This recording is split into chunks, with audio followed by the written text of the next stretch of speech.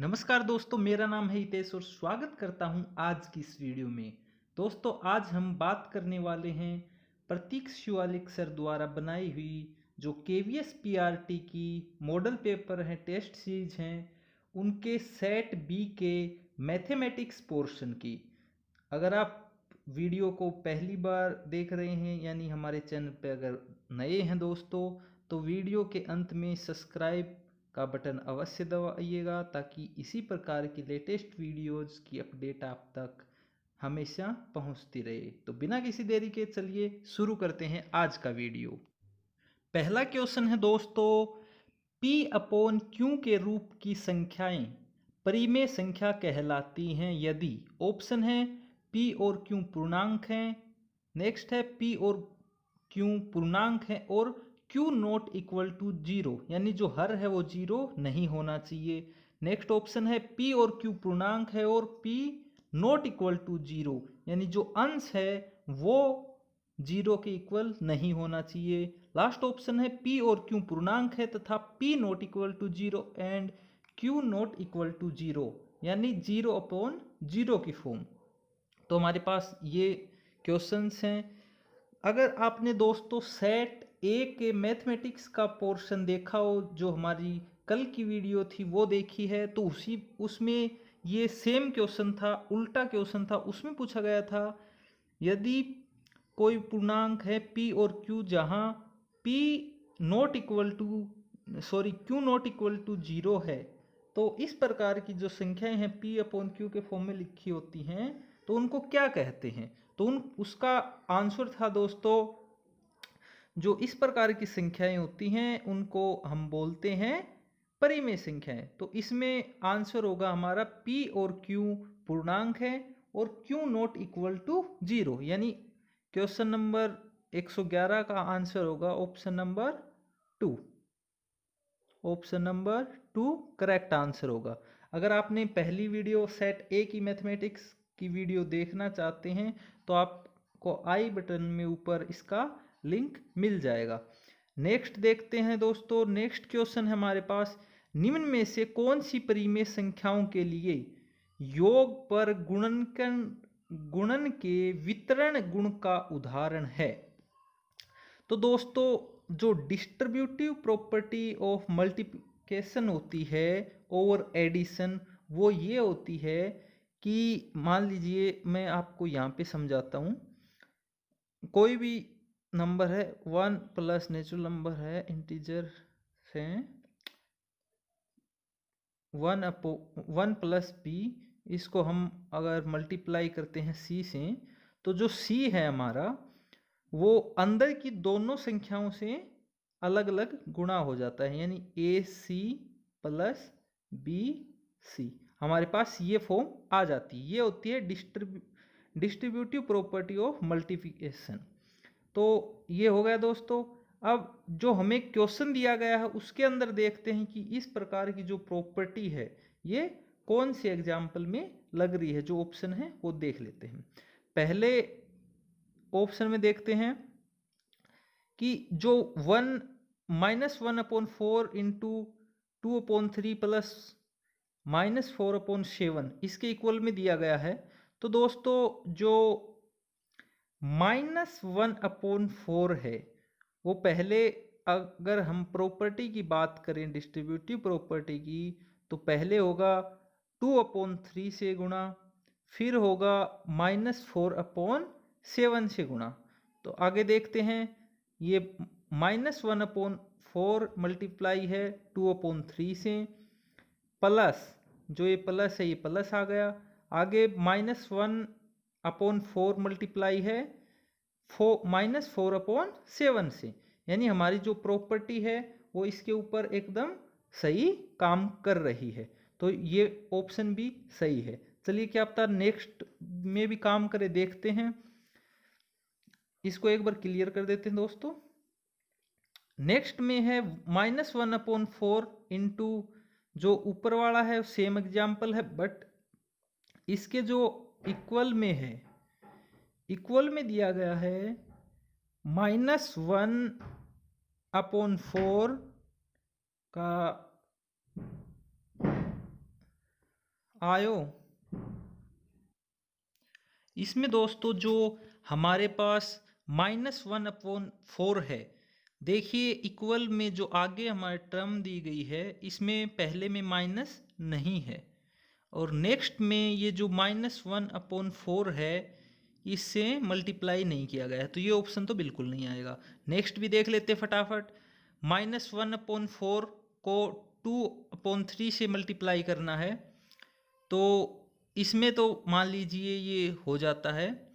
फिर -1/4 है, बट इसमें भी दोस्तों एक सेकंड, ये नहीं है, इसमें प्लस का जो ये साइन दिया गया है ये गलत हो गया, तो इसको भी हम काट देते हैं। नेक्स्ट देखते हैं 2/3, इसमें भी ये प्लस का साइन है, देख लिया हमने, तो ये भी गलत है। इसमें तो यहाँ पे मल्टीप्लाई का जो साइन है इसको माइनस में चेंज किया गया है और कोई ऑप्शन नहीं है, तो जो ऑप्शन है हमारे पास 1 आया था वो बिल्कुल करेक्ट हो जाएगा। नेक्स्ट क्वेश्चन देखते हैं दोस्तों। अगला क्वेश्चन है, आंकड़ों के दो समूहों को एक साथ दर्शाने वाला आरेख होता है। ऑप्शन है चित्रालेख, आयत चित्र, पाई चार्ट, द्विदंड आरेख। तो हमें जो दिया गया है वो पूछा गया है कि हमारे पास जो डाटा है, आंकड़े हैं, वो दो ही हैं, तो दो आंकड़ों को दर्शाने वाला हम सिंपल जो बनाते हैं, ग्राफ बनाते हैं, इसमें एक इस प्रकार से दर्शाए जाते हैं आंकड़े, एक इस साइड दर्शाते हैं, यानी एक्स एक्सिस वाई एक्सिस अपन बोल सकते हैं। तो ये जो बनेगा वे द्विदंड आलेख बनेगा। ये बहुत ही सिंपल क्वेश्चन है, तो इसका जो 113 नंबर क्वेश्चन है इसका 4 ऑप्शन बिल्कुल करेक्ट होगा। अगला क्वेश्चन देखते हैं। अगला क्वेश्चन है, यदि एक पाइथागोरियन त्रिक का एक सदस्य 2m है तो उसके अन्य दो सदस्य होंगे। ऑप्शन दिए गए हैं m² + 1 या फिर m² + 1 और m² - 1 और m² या m² - 1 या फिर लास्ट ऑप्शन है m² तथा m+1। ये चारों ऑप्शन दिए गए हैं। तो दोस्तों आपको पता होगा कि किसी भी नेचुरल नंबर, कोई भी जो नेचुरल नंबर होता है, जो हमें यहाँ पे m वेरिएबल दिया गया है तो m ले लेते हैं, m > 1, कोई भी जो नेचुरल नंबर m है, m > 1 अगर होता है तो उसमें पाइथागोरियन त्रिक जो काम करती है, जो होती है, वो हमें पता है, ये होती है। हमें एक सदस्य दिया गया है 2m, इसके जो 3 सदस्य होते हैं वो होते हैं 2m, m² + 1 और m² - 1। ये हमें पता है कि पाइथागोरियन त्रिक के 3 सदस्य होते हैं। तो अब हमें कुछ नहीं करना, इसमें डायरेक्ट देखना है कि ये जो बाकी के 2 सदस्य हैं वो कौन से ऑप्शन में हैं।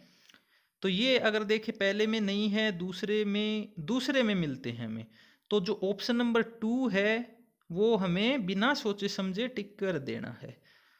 उम्मीद है अच्छे से आपको क्वेश्चंस समझ में आ रहे होंगे। नेक्स्ट क्वेश्चन की अगर बात करें तो नेक्स्ट क्वेश्चन है दोस्तों, x का वह मान जिसके लिए व्यंजक 3x - 4 और 2x + 1 बराबर हो जाएं, यानी हमें x की वैल्यू निकालनी है।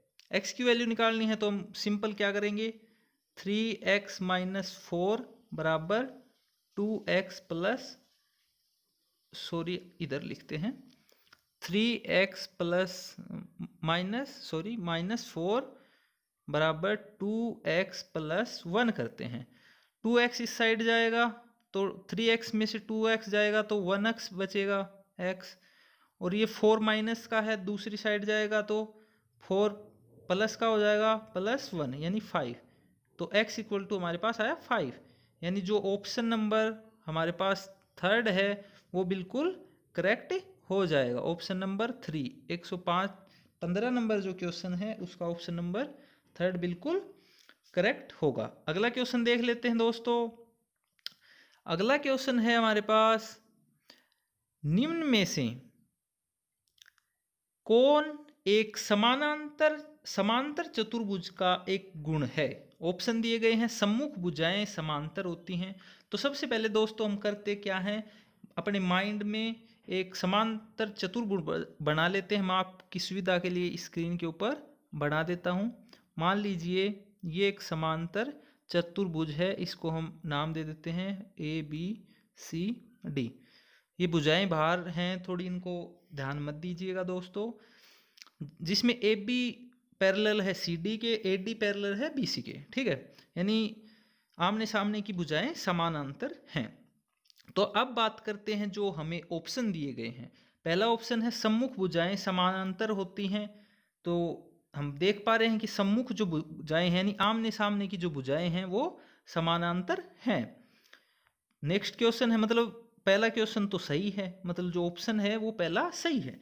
दूसरा देखते हैं, विकर्ण परस्पर कोण पर समद्विभाजित करते हैं। अगर मान लीजिए दोस्तों हम इसके अंदर विकर्ण खींचते हैं तो ये जो कोण बनेंगे ये 90 डिग्री के नहीं बनेंगे, इसलिए ये ऑप्शन गलत हो जाता है। तो इसको हम क्रॉस कर देते हैं। अगला है, विकर्ण परस्पर लंब होते हैं। लंब का मतलब वही होता है 90 डिग्री, तो ये भी गलत हो जाएगा। पहले में समकोण पे समद्विभाजित नहीं करते। नेक्स्ट है, सभी कोण बराबर होते हैं। तो दोस्तों ये जो कोण हैं ये सभी बराबर नहीं होंगे, क्योंकि कोई ऐसे समझे कि कोई सीधी रेखा है, उसके ऊपर दो तिर्यक रेखाएं अगर हैं तो ये कोण बराबर हो सकते हैं, बट जो ये कोण बचा है इसका और ये कोण बचा है ये बराबर नहीं होंगे, यानी जो ए कोण है और बी है ये बराबर नहीं होंगे। तो 116 नंबर का जो क्वेश्चन पूछा गया है, समानांतर चतुर्भुज का गुण क्या है, तो सम्मुख भुजाएं समानांतर होती हैं। ऑप्शन नंबर 1 करेक्ट आंसर होगा। अगला क्वेश्चन देखते हैं। अगला क्वेश्चन है हमारे पास, यदि किसी समानांतर चतुर्भुज PQRS में, एक बना लेते हैं समानांतर चतुर्भुज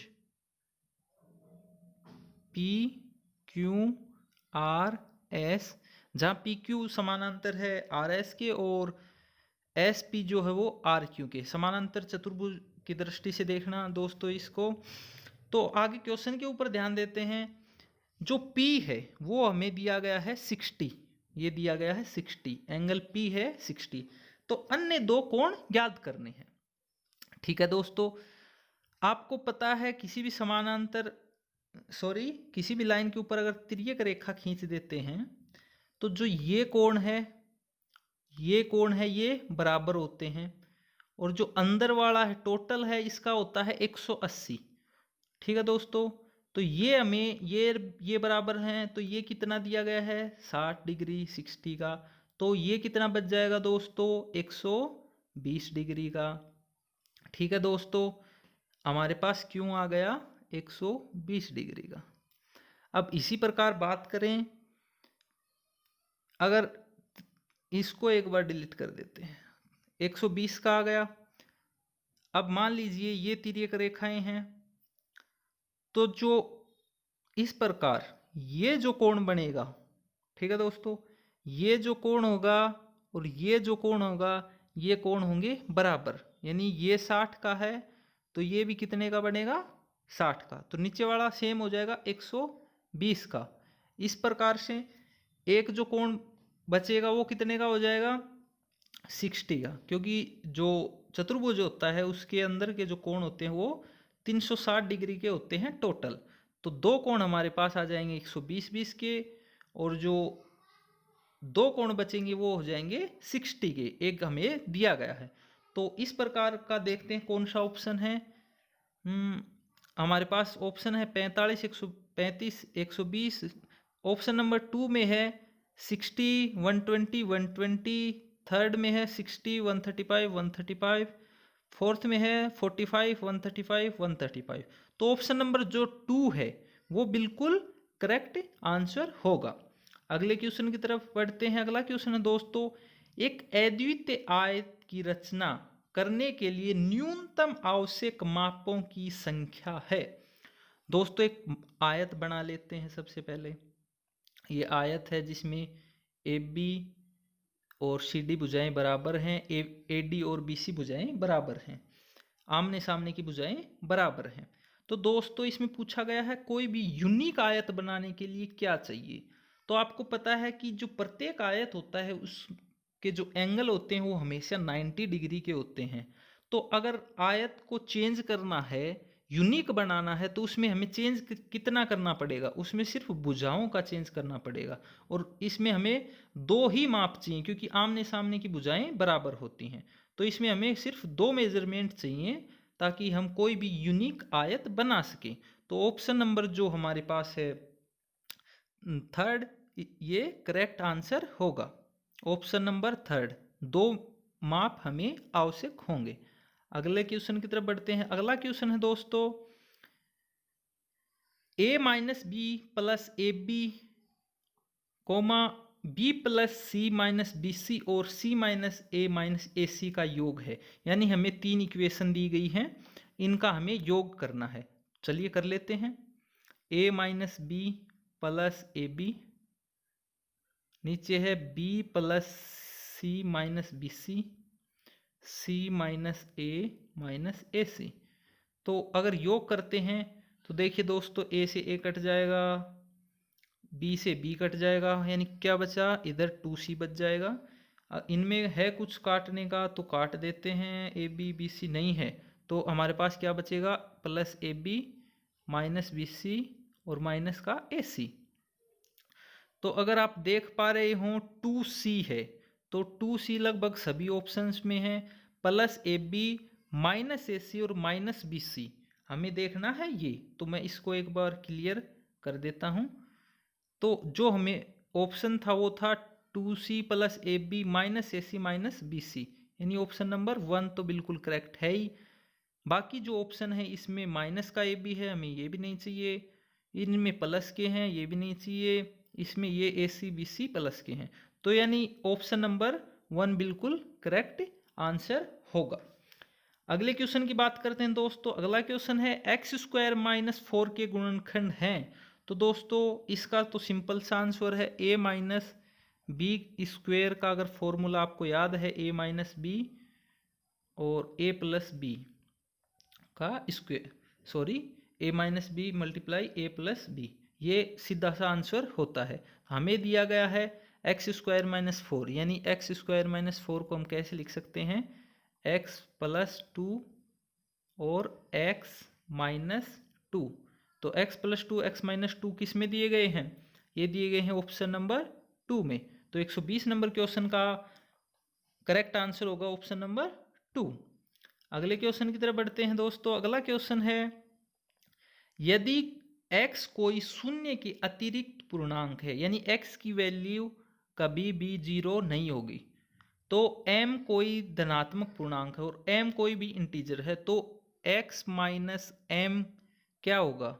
दोस्तों इनवर्स प्रॉपर्टी हमने पढ़ी है, तो जो x की वैल्यू है वो ये जो है ये हम किसके इक्वल लिख सकते हैं, माइनस एम को 1 अपॉन एक्स की पावर m भी हम लिख सकते हैं। ऐसा ही सेम क्वेश्चन जो सेट ए की टेस्ट सीरीज थी उसमें मैथमेटिक्स का पोर्शन था, उसमें भी था। अगर आपने नहीं देखी तो ऊपर आई बटन में क्लिक करके देख सकते हैं। नेक्स्ट क्वेश्चन की तरफ बढ़ते हैं दोस्तों। अगला क्वेश्चन है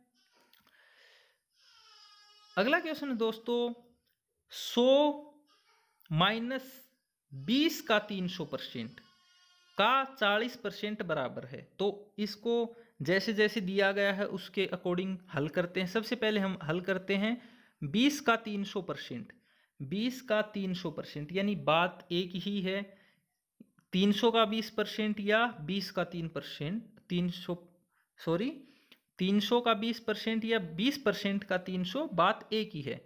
तो 300 का 20% अगर हम निकालते हैं तो हमारे पास आ जाता है 60। ठीक है दोस्तों। अब 100 माइनस 60, तो हमारे पास क्या बचेगा, 100 माइनस 60 क्या बचा हमारे पास, 40 बचे। अब है 40 का 40%, इसको मैं क्लियर कर देता हूँ। 40 का की जगह हम मल्टीप्लाई लगाते हैं 40% बटे 100%, हटाने के लिए बटे 100, 0 से 0, 0 से ये 0, तो 4 × 4 = 16, यानी 16 आंसर आ गया। तो ऑप्शन नंबर बिल्कुल करेक्ट होगा, option number 2। 122 number question option number 2 यानी 16 आंसर आएगा। नेक्स्ट क्वेश्चन देख लेते हैं दोस्तों। अगला क्वेश्चन है, लंबाई L इकाई और चौड़ाई W इकाई वाले एक आयत में समाहित होने वाले सबसे बड़े त्रिभुज का क्षेत्रफल क्या होगा? तो सबसे पहले हम एक आयत बना लेते हैं दोस्तों। ये हमने बना लिया एक आयत, इसको नाम दे देते हैं PQRS।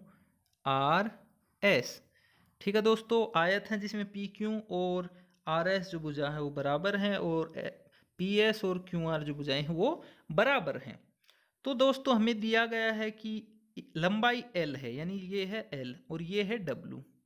तो इसके अंदर सबसे बड़ा त्रिभुज क्या बनेगा? तो हम इसके मध्य बिंदुओं को हम मिला लेते हैं। तो इसके अंदर ये लंबाई जो है दोस्तों, ये लंबाई होगी कितनी? W, और ये जो लंबाई है इस साइड की, यानी ये तो हम चौड़ाई बोल सकते हैं, ये होगी W और ये होगी L। तो अगर इसको बात करते हैं हम,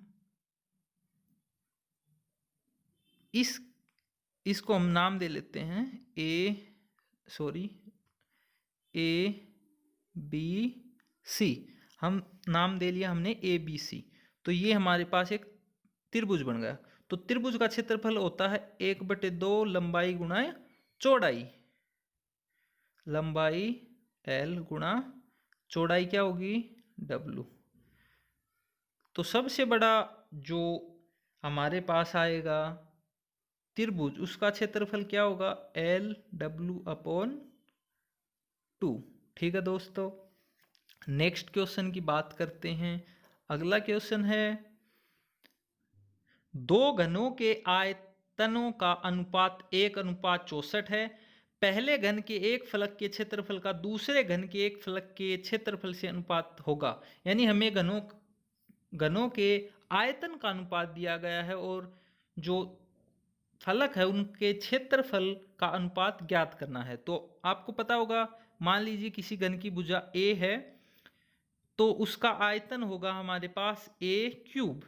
तो हम इसी से अगर कंपेयर करते हैं, 1:64 दिया गया है, तो इसकी अगर हम भुजा निकालें तो एक जिसका आयतन है 1 वर्ग घन इकाई है तो उसकी भुजा तो हमारे पास आ जाएगी 1 इकाई, और जिसकी 64 घन इकाई दी गई है, आयतन जो हमें दिया गया है उसकी जो आएगी वो क्या आ जाएगी? ये 4 आ जाएगी। ठीक है दोस्तों, तो हमारे पास क्या प्राप्त हो गया? 1 और 4, यानी ये क्या हमारे पास जो घन है उनकी भुजाओं का अनुपात है। अब अगर इनके क्षेत्रफलों का अनुपात निकालें तो क्षेत्रफल होता है A², तो इसका स्क्वायर 1 और इसका 16। तो हमारे पास जो आंसर आ जाएगा वो होगा 1:16। 1:16 है ऑप्शन नंबर 3 में। तो 124 नंबर क्वेश्चन का ऑप्शन नंबर 3 बिल्कुल करेक्ट होगा। अगले क्वेश्चन की तरफ बढ़ते हैं। अगला क्वेश्चन है, दो परिमेय संख्याओं के बीच में, ठीक है दोस्तों, दो परिमेय संख्याओं के बीच में ऑप्शन है कोई परिमेय संख्या नहीं हो सकती। तो ये बात तो गलत है, क्योंकि दो परिमेय संख्याओं के बीच में भी बहुत सारी छोटी छोटी संख्याएं हो सकती हैं। अगला है, ठीक एक परिमेय संख्या होती है, ये भी कोई निश्चित नहीं है, तो ये भी ऑप्शन गलत, ये भी ऑप्शन गलत। नेक्स्ट है, अपरिमित रूप से अनेक परिमेय संख्याएं हो सकती हैं। तो ये बात कहीं ना कहीं सही लग रही है, इसको एक बार छोड़ देते हैं, नेक्स्ट पे चलते हैं। अगला है, केवल परिमेय संख्याएं होती हैं तथा कोई अपरिमेय संख्या नहीं होती है। तो ये भी कोई जरूरी नहीं है। तो ऑप्शन नंबर जो 3 है वो हमारे पास बिल्कुल सही बचता है, परिमेय संख्याओं के जो हमें कथन दिया गया है इसके बारे में। अगला क्वेश्चन देखते हैं। अगला क्वेश्चन दोस्तों, निम्नलिखित में से कौन x के बराबर है? हमें 4 ऑप्शन दिए गए हैं, इनमें x के बराबर पूछा गया है। यानी जो हमें ये जो ऑप्शन है इनमें वैल्यू पूछनी है, इनको अगर हम सोल्व करें तो किसकी वैल्यू x आएगी। तो अगर हम इसको सोल्व करते हैं दोस्तों, आपने घातांक के नियम पढ़े होंगे, मेरी अगर वीडियो देखिए इसी चैनल पे मैथमेटिक्स कि जो टेस्ट सीरीज है मैथमेटिक्स टॉपिक के नाम से प्लेलिस्ट मिलेगी, उसमें आपको वीडियो मिलेगी एक्सपोनेंशियल की। आपको मैं आई बटन में भी उसका लिंक दे दूंगा, वो देखना चाहते हो तो वो देख सकते हो।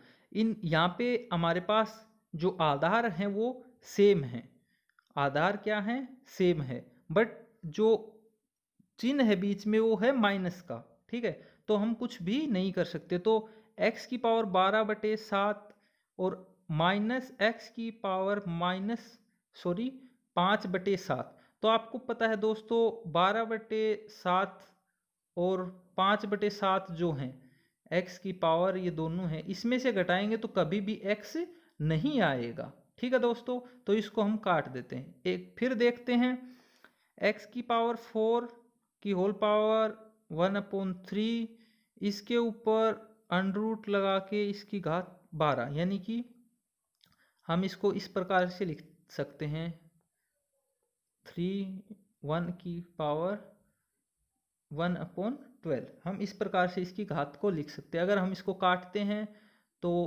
ये 3 हो गया, 3 3 9, x की पावर 1/9, तो ये भी x के इक्वल नहीं है, तो इसको भी काट देते हैं। नेक्स्ट देखते हैं, इसको हम लिख सकते हैं x की पावर 3 है, इसको लिख सकते हैं 1/2 इंटू 2/3। तो हम 2 से 2 काट देते हैं, 3 से 3 काट देते हैं, तो x की पावर 1 इक्वल टू हमारे पास आता है x। तो ये ऑप्शन कहीं ना कहीं सही लग रहा है। नेक्स्ट देखते हैं, x की पावर 12/7 गुणा x की पावर 7/12, यानी आधार समान है तो घातें क्या होती हैं, जुड़ जाती हैं। तो x की पावर 12/7 प्लस 7/12, यानी ये भी x के इक्वल नहीं होगा। तो हमारे पास जो ऑप्शन होगा वो करेक्ट होगा, ऑप्शन नंबर 3 बिल्कुल सही।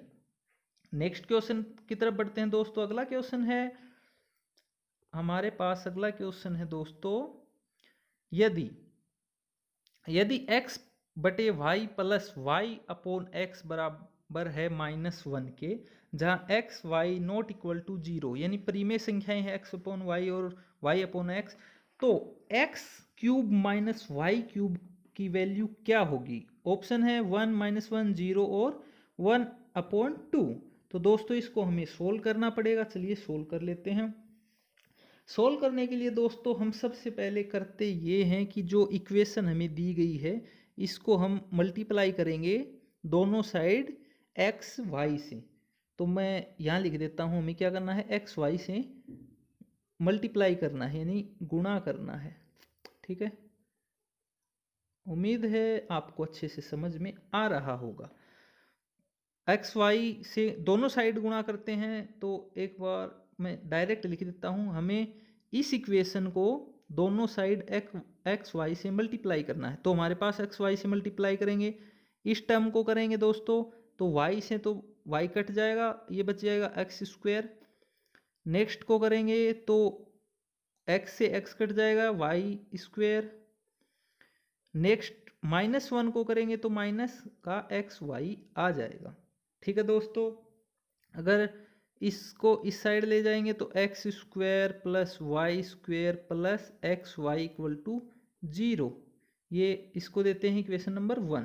ठीक है दोस्तों, इस इक्वेशन को हम लिख लेते हैं साइड में, x² plus y² plus xy बराबर 0, इक्वेशन नंबर 1। अब दोस्तों हमें पूछा गया है x की पावर 3 माइनस वाई की पावर 3 की वैल्यू। तो अगर दोस्तों आपको पता है तो मैं बता देता हूँ, x की क्यूब प्लस y की क्यूब का फॉर्मूला होता है x minus Y x² plus y² plus xy। ठीक है दोस्तों, अगर इसकी बात करते हैं तो जो ये वैल्यू है इसकी x² plus y² plus xy की, हमने कितनी निकाली है, 0, इक्वेशन नंबर 1 से। ठीक है दोस्तों, इसी प्रकार अगर हम माइनस कर देते हैं x3 माइनस y3, तो ये चेंज, इसका ओनली यहाँ पे निशान चेंज होगा, यानी जो साइन है वो चेंज हो जाएगा, बट इसकी वैल्यू क्या है, हमने क्या निकाली, 0। तो इसकी वैल्यू 0, तो पूरी जो इक्वेशन है इसकी वैल्यू क्या हो जाएगी 0, यानी X cube minus Y cube equal to क्या हो जाएगा 0। तो 0 देखते हैं कौन से ऑप्शन में है 0 हमारे पास, ऑप्शन नंबर 3 में। तो ऑप्शन नंबर 3 127 नंबर क्वेश्चन का बिल्कुल करेक्ट आंसर होगा। अगले क्वेश्चन की तरफ बढ़ते हैं। अगला क्वेश्चन है दोस्तों, एक त्रिभुज की दो भुजाओं की लंबाइयां 5 सेंटीमीटर और 1.5 सेंटीमीटर है। इस त्रिभुज की तीसरी भुजा की लंबाई निम्नलिखित नहीं हो सकती। ऑप्शन है 3.6 सेंटीमीटर, 4.1 सेंटीमीटर, 3.8 सेंटीमीटर, 3.4 सेंटीमीटर। तो दोस्तों जैसा कि पहले कल वाली टेस्ट सीरीज में भी मैंने बताया था कि किसी त्रिभुज की दो भुजाओं की लंबाइयों का अंतर तीसरी से ज़्यादा नहीं हो सकता। तो अगर हम देखें कि दो भुजाओं की लंबाइयों का अंतर करके देखते हैं जो तीसरी से ज़्यादा नहीं हो सकता, तो मान लीजिए हम इनमें से एक एक लेके चलते हैं, इनका अंतर करते हैं तो 1.4 आता है। तो जो ये है अंतर, ये 1.5 से कम है तो ये त्रिभुज बन सकता है। इसी प्रकार ये देखें तो ये आता है 0.9, यानी ये भी कम है तो ये भी बन सकता है। इस प्रकार 3.8 यानी कि 1.2 सेंटीमीटर आएगी तो ये भी त्रिभुज बन सकता है। नेक्स्ट है 3.4, इसको अगर मान लीजिए 5 में से घटाएं तो 1.6 आता है, 1.6 सेंटीमीटर, जो कि 1.5 से ज़्यादा है। तो दो भुजाओं का अंतर तीसरी से ज़्यादा नहीं होना चाहिए, पर ये ज़्यादा जा रहा है। तो जो ये लंबाई है ये भुजा की लंबाई नहीं हो सकती है, जो तीसरी भुजा है उसकी लंबाई ये नहीं हो सकती है। तो 128 नंबर क्वेश्चन में ऑप्शन नंबर 4 बिल्कुल करेक्ट आएगा। नेक्स्ट क्वेश्चन की तरफ बढ़ते हैं दोस्तों। अगला क्वेश्चन है, एक त्रिभुज की माध्यिका उसे विभाजित करती है। बराबर क्षेत्रफल वाले त्रिभुजों में, सर्वांगसम त्रिभुजों में, समकोण त्रिभुजों में, समद्विबाहु त्रिभुजों में। तो दोस्तों अगर हम कोई भी रैंडम बना लेते हैं त्रिभुज पी क्यू आर, और ये मान लीजिए हमने इसको माध्यिका दे दी एस, जहाँ पी एस और एस क्यू इक्वल हैं, तो दोस्तों इनका क्षेत्रफल तो बिल्कुल बराबर होगा। ठीक है, यानी बात जो पहला ऑप्शन है वो बिल्कुल करेक्ट है। आगे है सर्वांगसम त्रिभुज होंगे, ये कोई ज़रूरी नहीं है। अब समकोण त्रिभुज होंगे, ये भी कोई ज़रूरी नहीं है क्योंकि ये 90 डिग्री का एंगल नहीं है। अब बात करते हैं समद्विबाहु त्रिभुज होंगे, तो समद्विबाहु भी नहीं होंगे, यानी कि ये जो तीनों बातें हैं ये तीनों बातें गलत हैं। तो अगर एक त्रिभुज की माध्यिका है उसके संदर्भ में हमारे पास जो सही बात है वो है बराबर क्षेत्रफल वाले त्रिभुजों में विभाजित करती है किसी भी त्रिभुज को। तो ऑप्शन नंबर 1 करेक्ट होगा। नेक्स्ट क्वेश्चन देख लेते हैं दोस्तों। अगला क्वेश्चन है, एक त्रिभुज ए बी सी जिसमें बी सी 6 सेंटीमीटर और जो एंगल बी है वो 45 डिग्री दिया गया है कि रचना संभव नहीं है यदि ए बी और ए सी का अंतर, मान लीजिए हम बना लेते हैं ए बी सी, ठीक है, ए बी और जो ए सी का अंतर है। तो दोस्तों अभी पहले जो 28 नंबर क्वेश्चन था 128 था, उसमें भी हमने बात की थी कि दो भुजाओं का अंतर है वो तीसरी भुजा से ज़्यादा नहीं हो सकता। तो दो भुजाओं का अंतर तीसरी से ज़्यादा नहीं हो सकता है, इसका मतलब ये है कि जो 6 सेंटीमीटर है उससे ज़्यादा नहीं होगा। तो 6 सेंटीमीटर से ज़्यादा कौन सा है वो देखते हैं। 6.9 सेंटीमीटर ये तो बिल्कुल ज़्यादा है, ये इससे भी रचना संभव है, 5 सेंटीमीटर से भी और 4 सेंटीमीटर से भी। तो डायरेक्ट जो क्वेश्चन है उसका ऑप्शन हमें आंसर हमें मिल गया, 6.9 सेंटीमीटर की रचना संभव नहीं है, क्योंकि जो दो ये हमें भुजाएं दी गई हैं ए बी और ए सी, इनका अंतर अगर 6.9 सेंटीमीटर है तो जो बी सी 6 सेंटीमीटर दी गई है ये कथन गलत हो जाता है, तो इससे रचना संभव नहीं है। तो 130 नंबर क्वेश्चन का सही आंसर होगा 6.9 सेंटीमीटर, ऑप्शन नंबर 1। आज जो हमने किया दोस्तों, प्रतीक शिवालिक सर ने जो मॉडल पेपर बनाए थे केवीएस पीआरटी के लिए, उसके सेट बी का मैथमेटिक्स का पोर्शन, उम्मीद करता हूँ आपको सभी क्वेश्चंस अच्छे से बिल्कुल क्लियर हो गए होंगे और आप इनको कभी नहीं भूलोगे। वीडियो अच्छी लगी हो तो दोस्तों हमारे चैनल को सब्सक्राइब किए बिना मत जाइएगा, और अपने जो दोस्त हैं आपको लगता है किसी के साथ शेयर कर सकते हैं तो उनके साथ शेयर भी अवश्य कीजिएगा। अगली वीडियो तक दोस्तों खुश रहिए, मुस्कुराते रहिए। It's me Hitesh signing off, take care, bye bye.